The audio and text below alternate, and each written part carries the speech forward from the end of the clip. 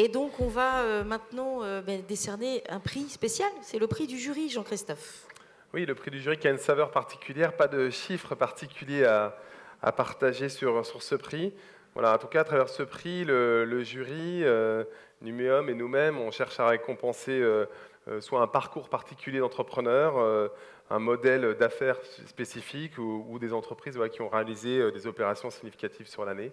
Voilà un peu le type d'objet que l'on recherche à travers le prix du jury. Exactement. Donc on a trois entreprises qui ont été listées par le jury comme étant justement un peu singulières.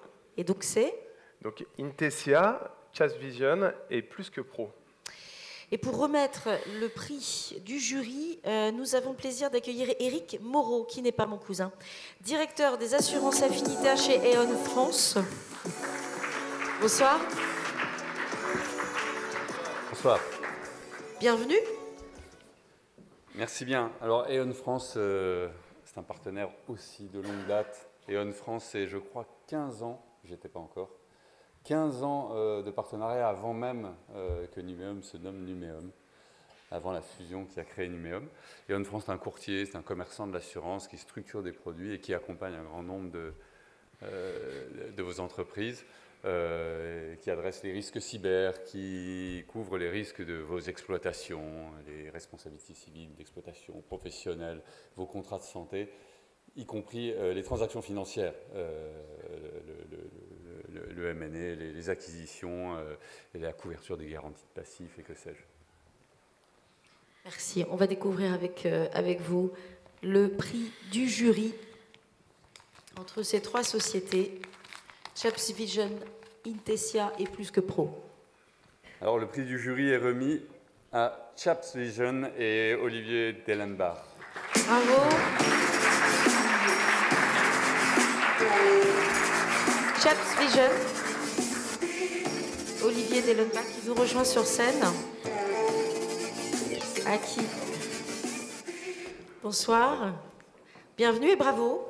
Vous avez voilà, le prix du jury de cette édition du Top 250. Alors un petit mot déjà, une petite réaction.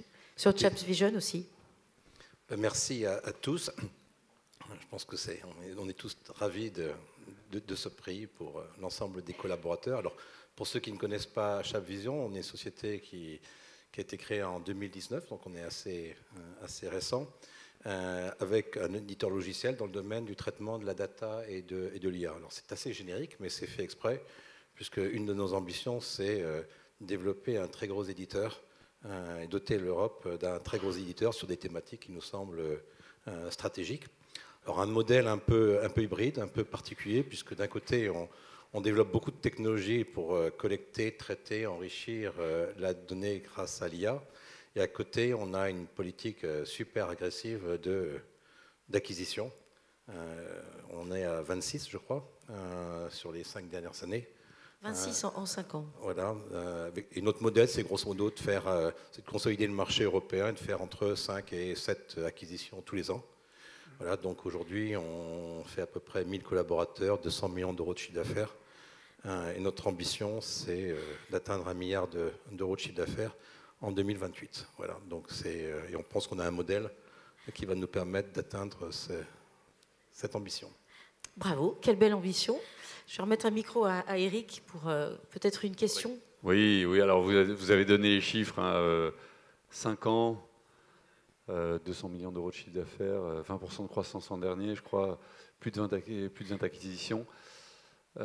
C'est pas de moi, mais j'ai lu ça, le Palantir français, vous adressez à peu près tous les marchés, y compris le ministère de l'Intérieur, les armées. Les arbres montent au ciel? Pardon, Les arbres montent au ciel? Sky's the limit? Non, en fait, on est vraiment dans un mode de développement. Moi, j'aime bien, en fait, j'ai toujours travaillé depuis 40 ans sur des cycles de 5 ans. En 2019, on s'était donné une ambition 2024 qui était de faire entre 200 et 250 millions. Vous voyez, on est plutôt sur la tranche basse de notre ambition. Et là, en l'occurrence, on va continuer. Je pense que le milliard est parfaitement atteignable sur notre modèle. Et puis après, on continuera. Alors, probablement pas à l'infini, hein, puisque les arbres ne montent pas jusqu'au ciel, ça on le sait. Mais enfin, bon, on a une bonne avenue pour se développer. Et il y a une place pour un Palantir européen, c'est certain. Et on voudrait clairement en fait, prendre cette place. Oui. Jean-Christophe, une question. Oui, à côté de la croissance externe, de votre croissance même organique remarquable qui vous amène à cette taille-là en si peu de temps, il y a aussi quelque chose qui a beaucoup séduit le jury, c'est la fondation que vous avez avec votre épouse, donc Apica Foundation, donc qui vient en soutien des personnes, notamment les enfants, atteintes de maladies mentales ou de handicap mental ou cognitif. Et donc, cette fondation a vocation à être financée par les bénéfices de Chef Vision. Et la question que j'avais, c'était comment en fait vous faites cohabiter, positivement parlant, hein, cette notion de fondation avec une logique actionnariale, sachant que pour faire ces acquisitions, vous avez aussi fait entrer à votre capital des fonds d'investissement. En fait, je pense que d'abord, c'est quelque chose qu'on trouve en Europe. Il y a énormément de sociétés, alors moins en France, mais on le trouve en Europe du Nord, en Suisse, où on essaie de réconcilier justement en fait, un projet très capitaliste, entrepreneurial, et finalement l'idée je dirais de développer une fondation par ailleurs. Donc ça, c'est quelque chose qui est important pour nous. Ça résonne beaucoup, je pense, dans plusieurs dimensions. D'abord, les collaborateurs. Les collaborateurs, c'est peut-être un peu la différence par rapport aux jeunes ingénieurs de ma génération. Ils sont en recherche beaucoup plus de sens. Et le sens n'est pas simplement, en l'occurrence, de travailler et de développer une entreprise. Et ils cherchent aussi quelque chose qui va au-delà du succès de l'entreprise. Et ça, c'est quelque chose qui est important. Je pense qu'on peut faire un projet très capitaliste qui rémunère bien ces investisseurs, qui gagnent de l'argent. Et si un de ces gros investisseurs, c'est une fondation, je dirais les dividendes d'une société qui fonctionne bien et qui marche bien pourra financer de façon durable cette fondation.